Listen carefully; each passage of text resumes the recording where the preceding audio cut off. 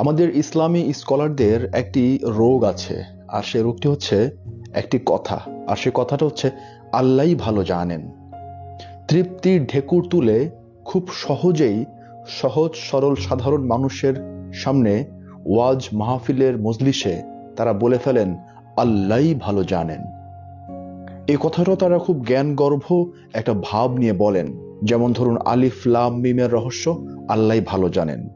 আচ্ছা হুজুর, বেহেশত কোথায়? আল্লাহই ভালো জানেন। আচ্ছা হুজুর, জাহান্নাম তবে এই মুহূর্তে কোথায়? আল্লাহই ভালো জানেন। আচ্ছা হুজুর, কবরে তো দেহই নাই, তাহলে কি করে সাজা হয়? এত প্রশ্ন করেন না, আল্লাহই ভালো জানেন। আচ্ছা হুজুর, আল্লাহ কোথায় থাকেন? এত প্রশ্ন করেন না, আল্লাহই ভালো জানেন। আচ্ছা হুজুর, মৃত্যুর পর তো আমরা তৎক্ষণাৎই কবরে যাব না, তখন আমাদের আত্মা কোথায় থাকবে? আল্লাহই ভালো জানেন। আচ্ছা হুজুর, জিব্রিল ফেরেশতা দেখতে কিরকম? আল্লাহই ভালো জানেন। আজরাইল দেখতে কিরকম? আল্লাহই ভালো জানেন।